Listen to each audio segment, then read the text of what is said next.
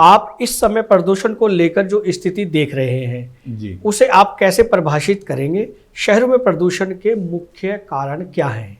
देखिए प्रदूषण शहर में, क्योंकि जहाँ शहर होते हैं उद्योग धंधे वहाँ सारे इकट्ठे हो जाते हैं जो। जी।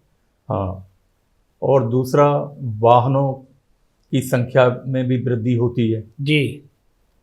तो उद्योग धंधों से निकलने वाला प्रदूषण, वाहनों का धुआं, वो भी प्रदूषण का एक रूप होता है। और आबादी जब ज़्यादा होती है तो घर परिवारों से जो निकलने वाला कचरा है वो भी प्रदूषण का काम करता है। जी। और दूसरा एनसीआर में प्रदूषण इस वक्त ऐसा है कि सूरज धुंधला सा दिखाई देता है।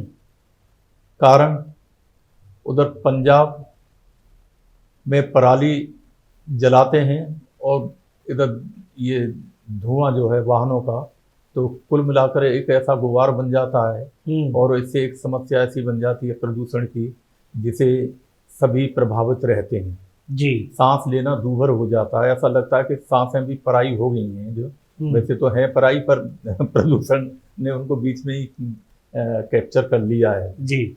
आदरणीय, हम आगे बढ़ते हैं प्रश्नों की ओर कि क्या आप यह मानते हैं कि शहरों में बढ़ते प्रदूषण का स्वास्थ्य पर गंभीर प्रभाव पड़ रहा है? यदि हाँ, तो कौन कौन सी बीमारियां आम होती जा रही हैं मनुष्य के लिए?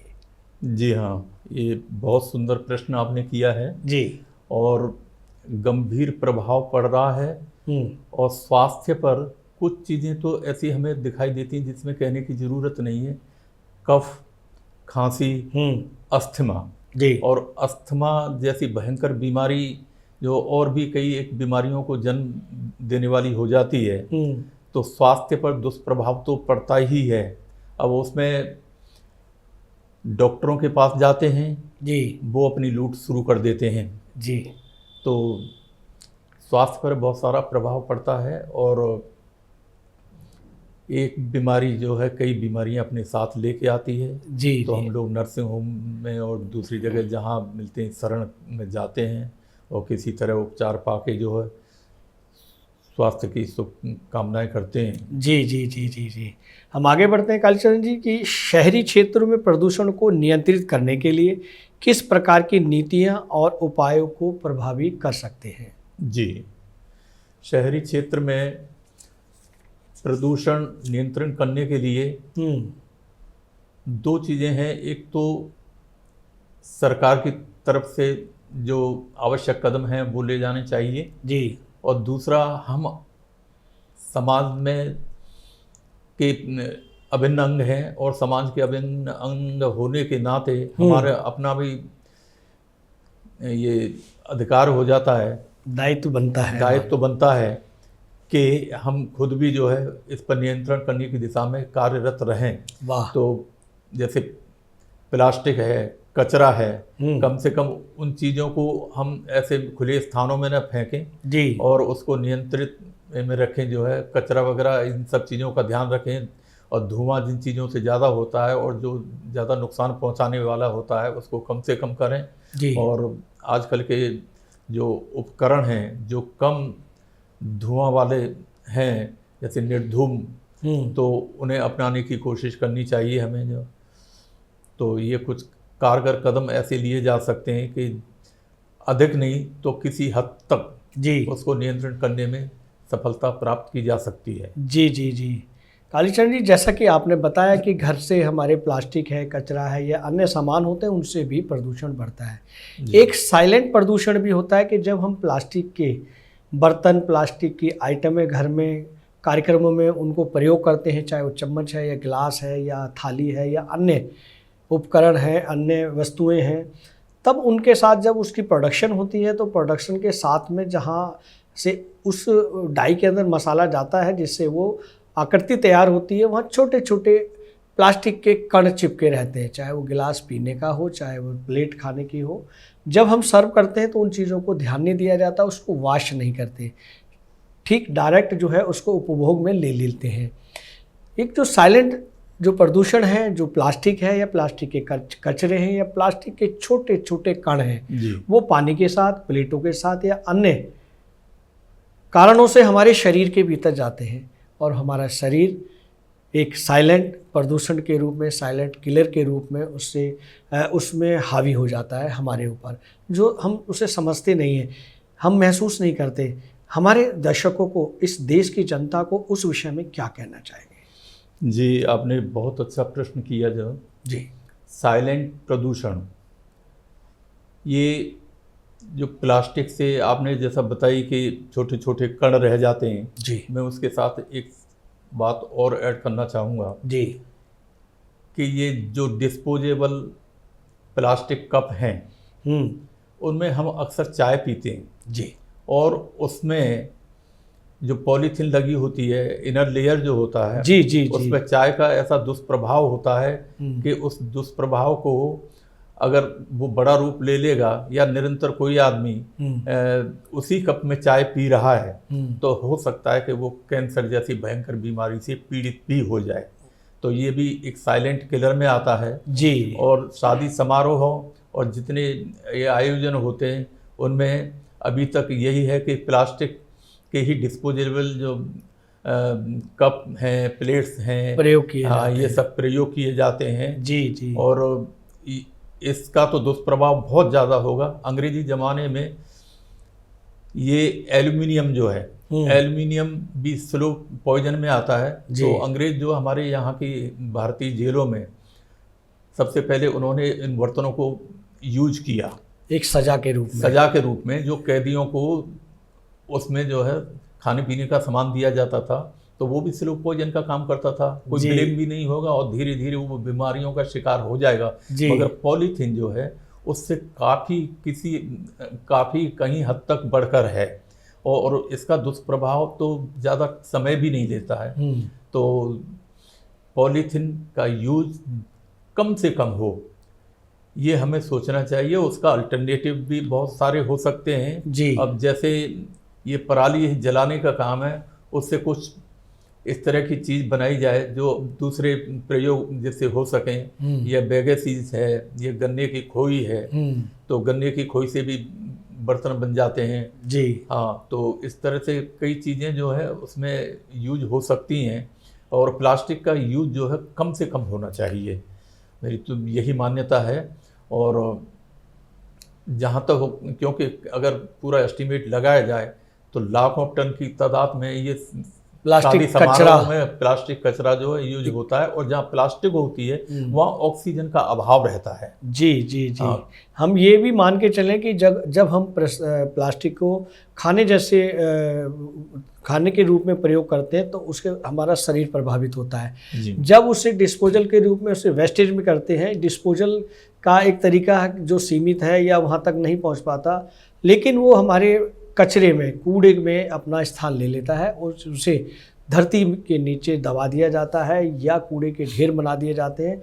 लेकिन जैसा आपने बताया कि वो प्लास्टिक ऑक्सीजन में अभाव पैदा करती है और उसके गलने की उम्र कई वर्षों की है, जिससे हमारी जो धरती है, जो हमारी मिट्टी है, वो प्रदूषित होती है। उससे हमारी वनस्पति भी प्रदूषित होती है। इस विषय में हमारे दर्शकों को क्या कहना चाहिए? जी हाँ, बिल्कुल आपने सही कहा है कि हमारी ज़मीन जो वो भी प्रदूषित होती है इससे, प्लास्टिक से जो है जी। और उसका अल्टरनेटिव बहुत सारे हो सकते हैं। इंसिनरेशन प्लांट जो है, कूड़े कचरे से वेस्ट से जो है बिजली बनाना, अब उससे बिजली भी बन रही है और वो बिजली से बहुत सारे काम हम अपने कर रहे हैं जो जी जी इस तरह का भी। मगर मैंने देखा है दिल्ली जैसी जगह में जो है इंसिनरेशन प्लांट था तीमारपुर में जो है, वो शुरू के कुछ दिनों में चला और उसके बाद में बंद हो गया जी। और वो मुझे लगता है, पता नहीं अब इस वक्त चल रहा है कि नहीं चल रहा, मैं उधर नहीं गया, मगर वो बहुत सालों तक बंद पड़ा रहा। ये बड़ा चिंतनीय विषय है कि देश की राजधानी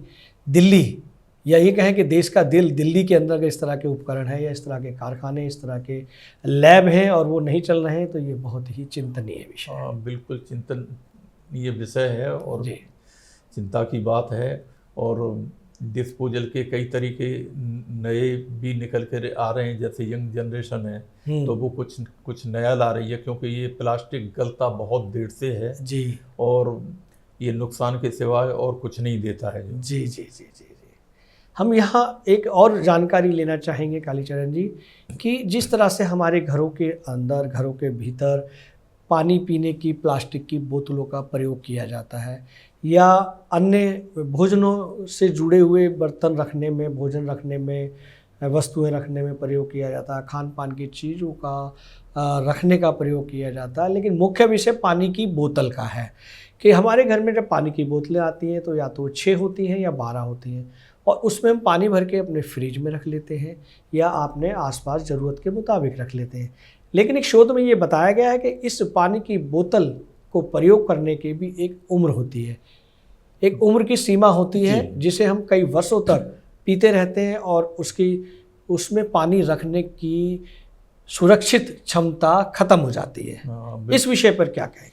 बिल्कुल आपने सही कहा है कि हर चीज़ की एक्सपायरी डेट होती है जी, तो प्लास्टिक की भी एक्सपायरी डेट है और कई बार ऐसा देखा गया है कि या तो जो कम पढ़े लिखे लोग हैं जिनको जानकारी नहीं है इस बात की, वो प्लास्टिक की बोतल खरीद लेंगे पानी की और उस बोतल को बहुत दिनों तक, अपना वर्षों तक घर परिवारों में इस्तेमाल करते रहेंगे, वर्षों तक। जी जी। मगर ऐसा नहीं करना चाहिए और उसको जो है पानी पीने के बाद तुरंत ही अलग कर देना चाहिए।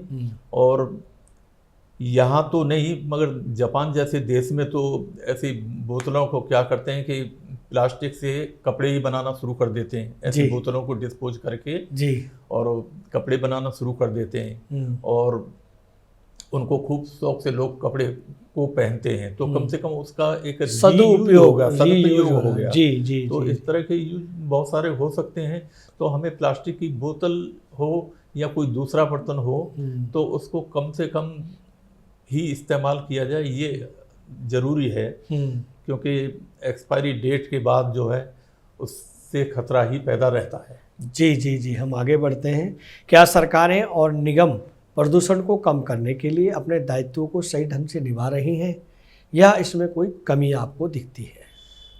देखिए, सरकारों की प्लानिंग होती है या निगम है, वो भी सरकार का ही हिस्सा है जी, और रूल्स रेगुलेशंस बनते हैं और इम्प्लीमेंट करना जो है वो नीचे आ जाता है। जैसे नगर निगम है, उनको कोई चीज़ इम्प्लीमेंट करनी है जी, तो वो निर्भर करता है उन पर।